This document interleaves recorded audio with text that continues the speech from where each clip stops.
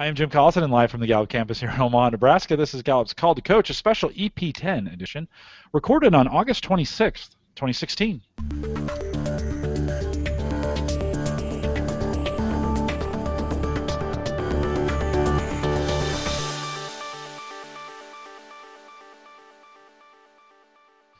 The EP10 edition of Call to Coach is a resource for Gallup to trained EP10 coaches and educators who want to help others identify and develop their entrepreneurial talents. We have Gallup experts and independent EP10 coaches share tactics, insights, and strategies to help others maximize the talent of individuals, teams, and organizations around the world. If you have questions during this live webcast, we do have a chat room that's available for you right below the main video window. So if you just look down here, if you're at coaching.gallup.com/live, there will be a chat room right below the video window. You can log into that really easy. There's a login button, bottom left-hand corner. Click it, choose the guest account, put your name in, and then submit. No need to create an account, and you are in. We will take your questions today live, so we would love for you to be in the chat room. Don't forget to visit the CliftonStrengths Center for all your coaching resources and EP10 training needs. We also have, and you can catch the video on both streaming and downloadable audio for offline listening to all our programs that we do, including Call to Coach and Theme Thursday. They're available on our coaches blog. Head out to coaching.gallup.com. Todd Johnson is our host today. Todd is a senior global channel leader of entrepreneurship and job creation. We are working on making that title just a little bit longer, but we haven't got I'm trying to think of new additions. I have a question. What if I have a question? Where do I go? You just raise your hand and I will identify you. So yeah. Todd is here to lead us today. Todd, we got some big stuff today. Why don't you get us kicked off? So excited for today's convention, if you will, summit. I think you used the word epic. You know, for a year, we've kind of been finishing our calls with "It's coming, it's coming, it's coming," which is the Coach's Insight Report, and just couldn't be more proud of our team and excited for our coaches and for their coachees, if that's a word. The Coach's Insight Report is available. We're going to talk about it, about what it is and what it isn't. We're going to go into great depth, and obviously any and all questions we're gonna handle right here. We've got all the details ironed out. We offered our coaches the opportunity to take and receive their Coach's Insight Report. We're calling it the CIR, and in all honesty, I don't know if that name will stick, but it kind of is starting to stick. The Coach's Insight Report. Critical to say this up front. Only EP10 trained coaches will have access to this data. It's powerful data, it's impactful data, and we've made a decision as a global company. Our chairman was involved in this decision, our general counsel and our leadership group.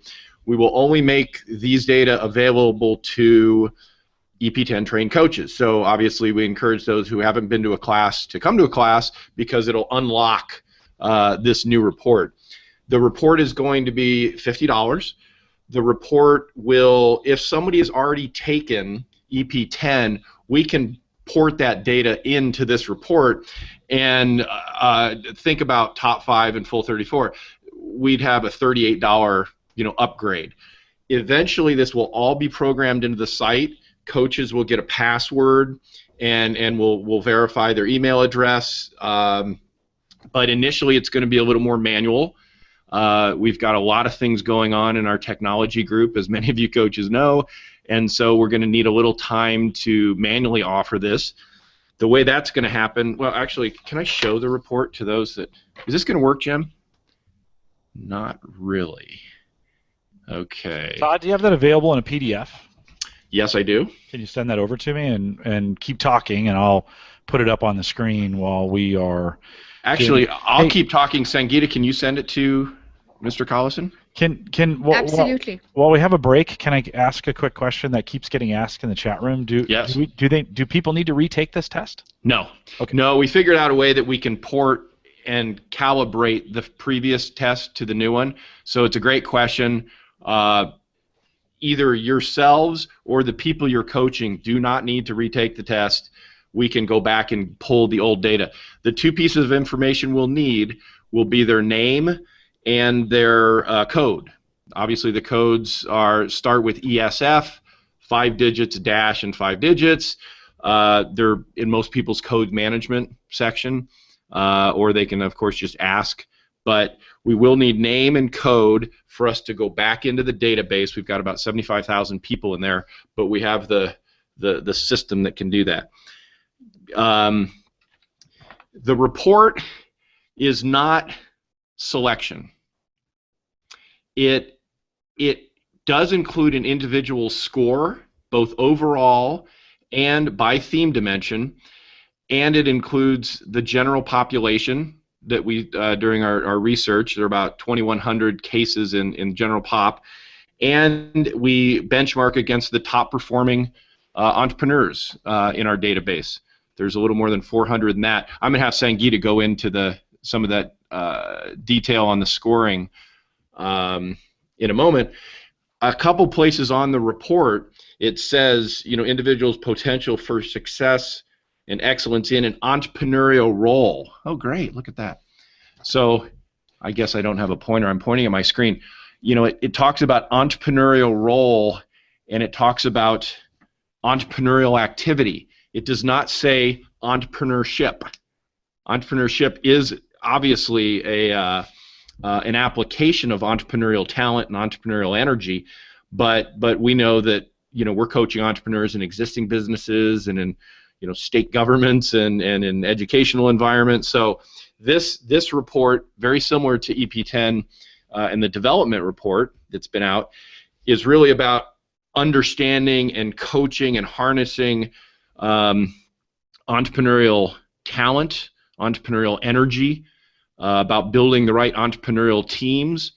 But it's not just about the startup community. It's much broader than that, is something I wanted to say.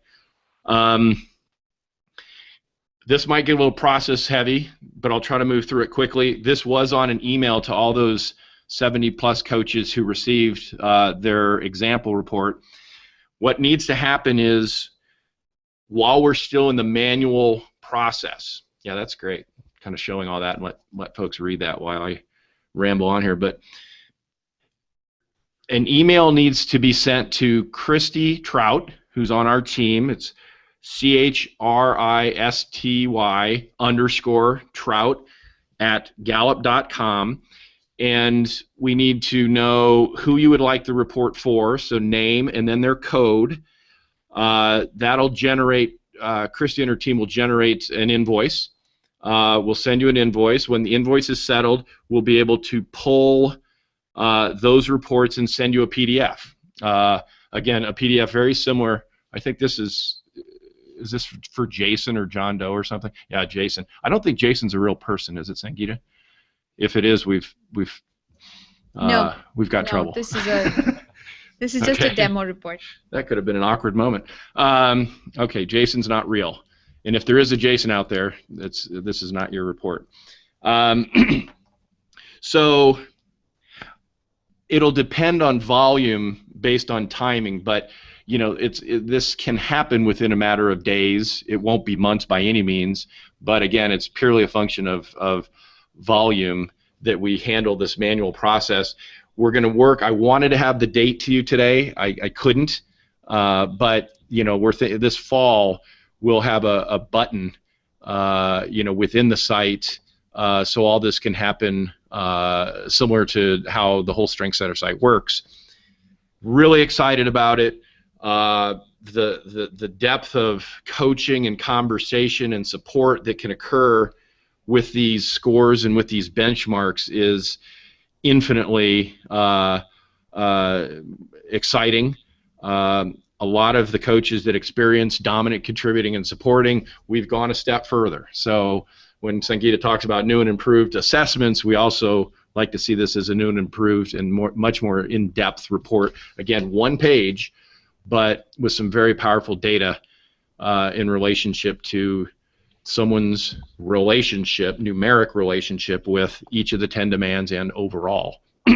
Todd, Sangeeta, what would, yeah. I have a few questions coming in. Can I run those first? Yeah. So first, let's see, 1 second. So Cheryl asked, is that true even for people who took their initial assessment before the November change in the assessment?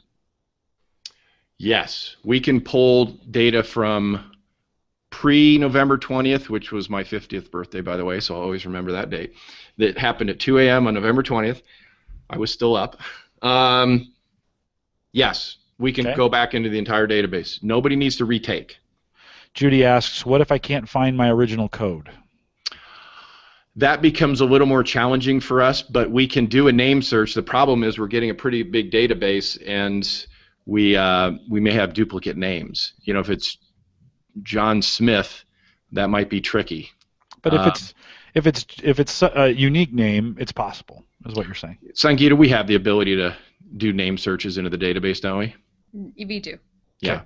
Ideal scenario is name and code. Eugene asks, so does that mean that I'll be able to have my original data reported on this as opposed to the retake?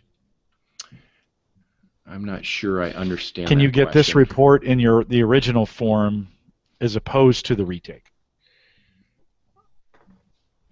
There will always yeah. be the development report. So the way this is going to happen is only coaches get this data. So when anybody takes the EP10 assessment, they get the rank order, what I've been calling the development report that's out there that most people have seen now.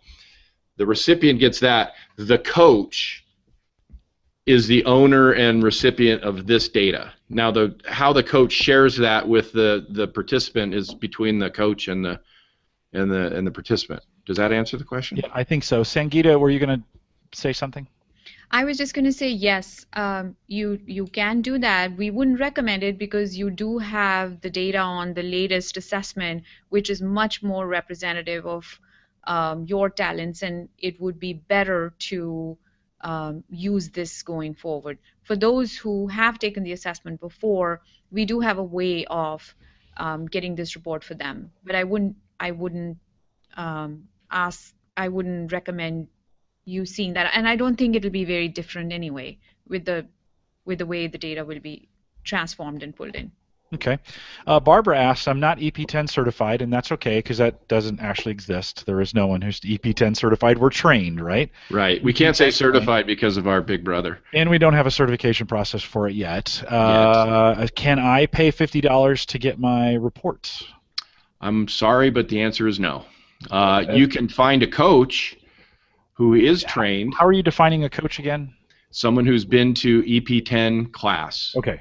So if you're trained. There are 150 EP10 trained coaches who have the ability to receive this report, many of whom are on this call or in the social media world. Yeah, so you have to have been to one of the training sessions to be able to order the report for That's today. correct. Okay, we're just trying to keep. There's a lot of stuff going on here, a lot of moving parts, and we're going to just keep it for now restricted to those trained coaches. Will the price remain at $50, $38 if they've already taken the test? That's a question. The test itself is so reasonably priced, but if the idea is not to show the CIR to the client, is it going to be hard to justify to them that they pay the extra $38 if they don't get to see it?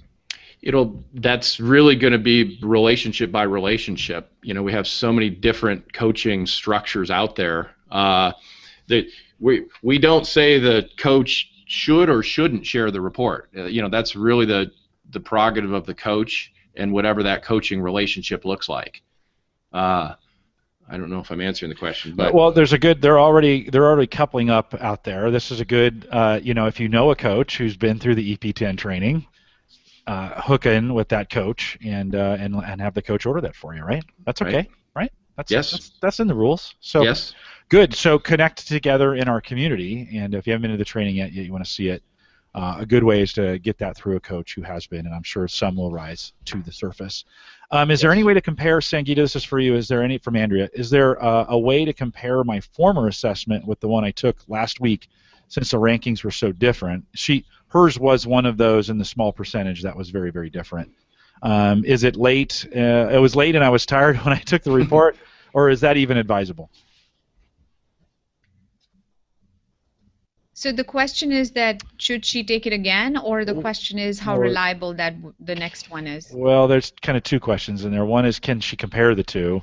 The second, though, question is, on the second time she took it, she's admitting it was late and she was tired and it may not have been the most accurate. So what should she do? Should she rely on the first report then at this point? I think we would definitely move you ahead into the new report. I would strongly recommend starting to use the new. Now, it is possible that the conditions under which the assessment is taken can have an impact on the result. That, of course, goes for any assessment that you take.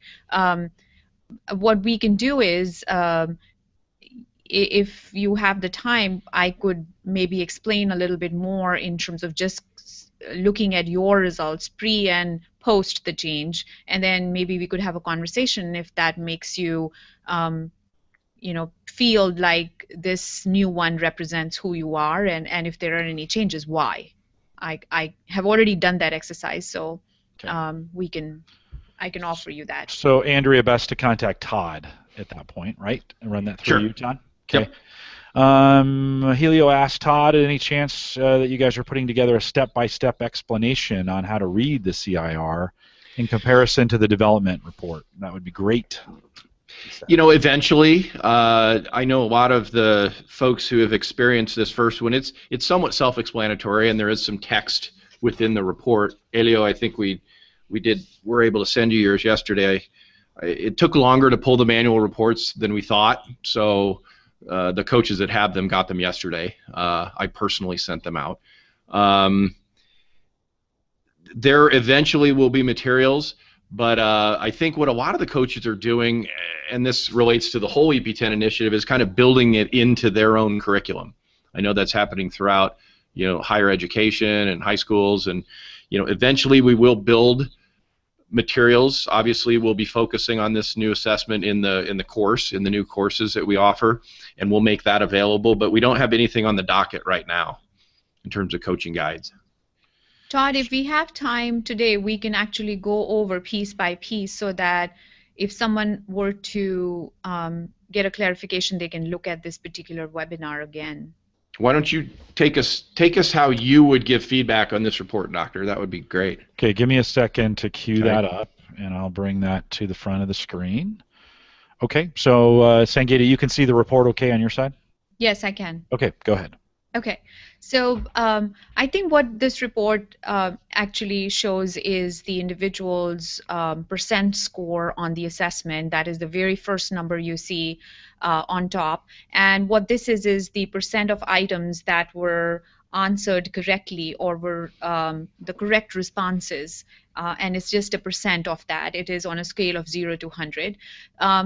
Below that, you see two benchmarks, which is a comparison between the individual's own score and the average percent score for the general population. And the general population is the sample of working age adults. It's a representative sample of working age adults in the United States.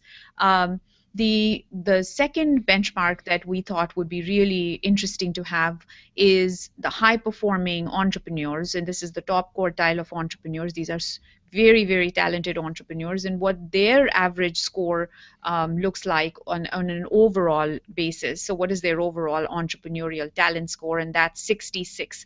The top quartile is 1/4, or the top 25% of our entrepreneurial database. And again, this is a probability-based sample. So every individual that is part of this particular sample had a equal probability of being selected. It's a scientific sampling methodology, and this allows us to then calculate traditional statistics like the margin of error, etc.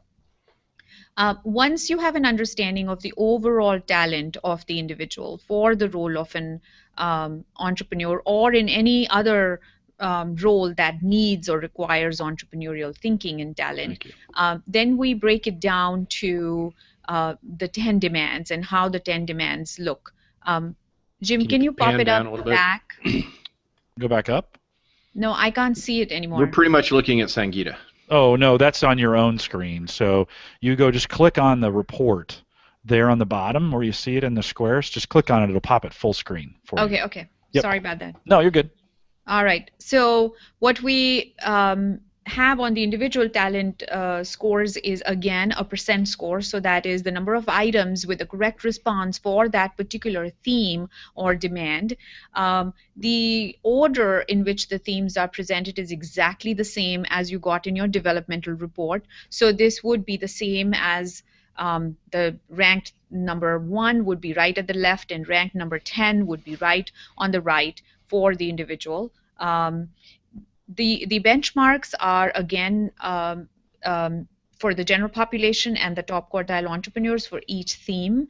Now, one thing that would be important to note here is that the height of the bar sometimes doesn't really gel with the rank or the position of that bar in the entire distribution, in the entire 10 themes that we have. And here is how to make sense of that. So if for instance you have 2 themes with the exact same score, in this case, do we have any that we have the exact same? We don't have. Knowledge is close. We don't have the exact same. So, but let me give you a hypothetical example. So, for instance, you have an individual has 75 as a percent score on Delegator, and that is ranked number 3, whereas Risk with the exact same 75% score is ranked number 6. So what you have to do is you go down to the top quartile entrepreneur statistics, and then you look at that data. And by the way, this dummy report does not have the correct general pop or top quartile entrepreneur benchmarks, so just ignore that. But if you look at the top quartile entrepreneur benchmark for Delegator, it is 60. So someone who is at 75 and the top quartile of the entrepreneurs is 60, that means that the individual is has much stronger talent than even the top quartile of an entrepreneur, which is what has pushed Delegator up to the 3rd position for that individual. But Risk with the same exact score, the benchmark from the entrepreneurial sample for the top quartile is 74 for Risk. And so you can see the score of the individual, which is at 75, is really about the same as the top quartile, whereas in the Delegator case, it was much above that. So if you compare the score to the distribution in which that score sits, and which is the entrepreneur's distribution, you will immediately see why a particular theme has the same score but could be ranked much different than another one with the same score. So we do have a note in the right at the bottom of this report, which says that some talents are more common than others among entrepreneurs, and thus higher raw scores could be associated with lower ranking and vice versa. So what I just explained now will, if you use that as a measure to compare the individual score against, you can then figure out why that particular rank is different, even if the raw percent score is the same across 1 or 2 or more themes. So I think overall, this gives you an understanding of the intensity of talent of the individual.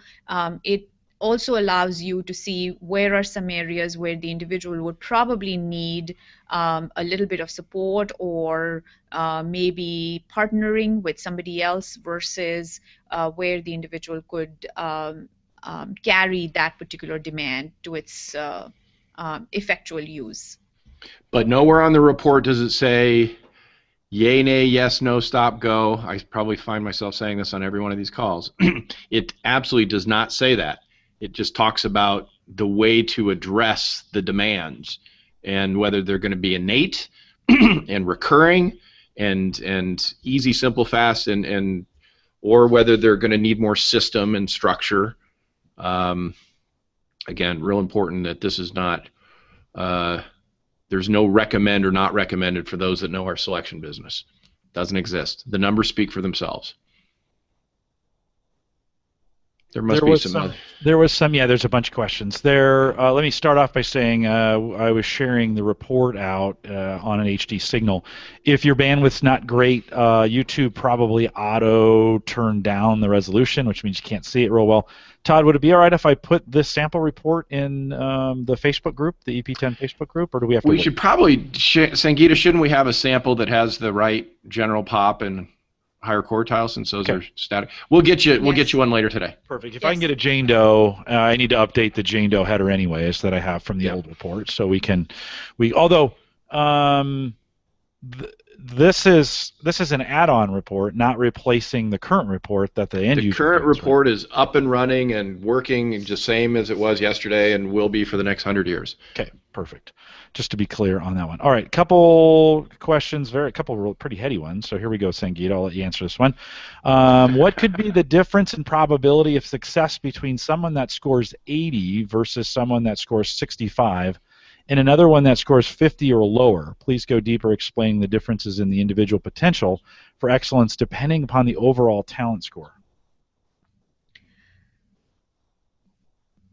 Right from the scores, you can see that 85 being much further ahead of 65, there will definitely be a difference in the performance of the individual. The higher the score, the more likelihood that the individual is able to take care of the demands of the role of an entrepreneur. Lower the score, less reliable or less likely that the individual is going to consistently be able to take care of the demands of the role of an entrepreneur. In terms of exactly what that particular probability is or how much, there are so many other factors that affect entrepreneurial success that it would be very difficult to say, if someone has a score of 85, here is what the revenue potential would be. We can say the revenue potential would be higher for someone who has 85 versus someone who has 50, but we can't put a number to it because of all the other factors that will interact to making that revenue what it will be for that particular business. So I think the rule of thumb is higher is better.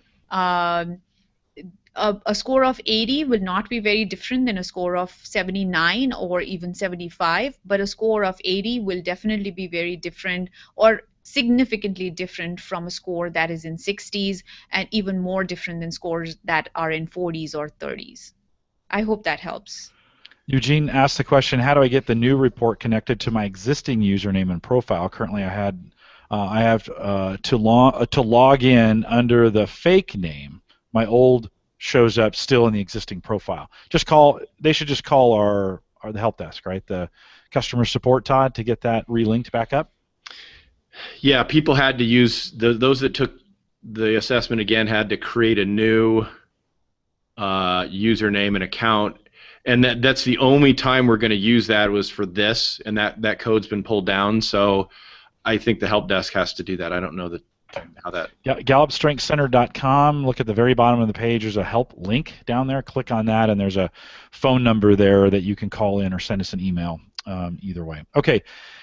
Carl asked, if you can't account for all of the 10 talents in your team, which talents are most highly correlated to an individual being in the rare/special or that 2.5% entrepreneurial talent category? Our research shows that all 10 are equally important and predictive of entrepreneurial success. So if a team does not have a representation of all the 10, we cannot say that any 4 talents or 3 talents can make up for the rest of the talents. Now, the intensity of the talent will play a role. So if someone has very high determination or a couple of team members have very high determination, they might not have other things like, say, relationship, or that team might not have any delegator. The team can still be successful. They will see some issues because they are obviously not taking care of certain demands of that role, but maybe determination can pull them through. So a combination of intensity of across all teams. So I just took the example of determination, but it could be, for instance, profit orientation. There could be a team that is very strong on profit orientation, but might not have some of the others well represented in a team. So every time that you have something not represented, it will affect the team's functioning. It will affect the performance. So either they need to then seek out partnerships that would take care of that, or they would need to hire employees that can fill that gap, or take on more partners to fill that gap. But there is no 2 or 3 themes that can cover for the rest. Because if that was the case, then we wouldn't need to have the other 10, because then we would say that, this particular talent takes care of these other two, which means it's overlapping with these other two, so we don't need to have those other demands of the role. Sangeeta, when you were explaining something a minute ago, you said, and Charlotte asked, what did you mean by when you said getting the answer correct if the items are forced comparison? So there is either side of the paired comparison item is the right response for that particular talent. So say we are measuring self-efficacy, and there is a paired comparison item on one side of it, we will have a response that is the correct response for someone who is highly confident, self-confident. And on the other side, we will have someone who might be a little bit watered down in terms of his or her confidence in their ability to take care of something. So what I meant by correct response was how many correct responses did the individual choose that allow us to understand the underlying construct that we are measuring. Okay, and then guest 929 says, what individual score falls into the top 2.5%? It's a good question. It's a great question. I think a score above 80 something, 81, 82 would be where we would say that this is exceptional talent or very high level of talent, and individuals are very likely to see high outcomes. That's for overall? That's for overall score, yes. All right, some great questions. We're out of them in the chat room at this point. I did skip over a few, but if you do, Todd, what's the best way as we move forward? I'm assuming many of them contact you, but what's the best way for folks to kind of chime in, or if they have questions, they're watching the recorded version, what's the best way to ask questions? I love engaging with our coaches, as hopefully they all know, and hopefully I'm very responsive. I try to be. I involve Sangeeta's research team when I have to, which seems to be increasingly as we come up with the new products and new sciences. We'll have conversations like this on a regular basis. We of course have the class. We have a new book coming out that Dr. Badal and our chairman Jim Clifton are writing that will go into these sciences and research. We're continually putting out articles, blogs, which we also put up on the website. Some people have said it's hard to find. I asked Scott to add click here to see what others are saying, and that's the section of the EP10 website where we put the articles and blogs and things of that nature. And what I'm seeing more and more of, and I love this part of my role, a lot of coaches are connecting with each other and sharing best practice, and maybe not a week goes by where I don't see two coaches, I'm doing this in a school and it's working great, and so they're sharing that knowledge. I mean, our coaching community is fabulously collaborative. So in many cases, I'm happy to make introductions, put folks together. By way of update, there are a couple other things coming. Wanted to obviously focus this conversation on the Coach's Insight Report. We've built what we're calling the Talent Analytics System. I don't know if that name will stay the same as well, the TAS. It's really a community-based product. It's for communities that purchase more than 100 codes. The report is $1,000, but it gives them the ability to rank and sort. So picture name on the left and overall, and then by dimension. But a lot of communities are starting to put this in their school systems so they kind of know who should get that internship over the summer or who should get that special coaching relationship. So we will also be offering that manually today, but increasingly we'll get that programmed as well. We've built videos in Adobe Connect of the 6 modules, of the 6 training modules, and we're making those available to our coaches who have been to class, and we're making them available to our university partners who are using more than 100 codes a year. That's the ETI initiative that I've talked about before. And quite honestly, the best way to get those is to send me an email. And if you've been to EP10 class and or a university using more than 100 codes, I will send you a link and the workbook materials. I've tested them out with a few of the coaches, and they've loved them. We've made a decision to just give them to the coaches. We're not going to sell them on the website or anything of that nature. Eventually, there will be e-learning, but these are kind of a supplement, if you will. So those are two new things that are available now. The Talent Analytic System, and that comes with a couple hours of consulting from someone on Sangeeta's team as well. Could even be her. So we're excited about new things coming out in EP10 land.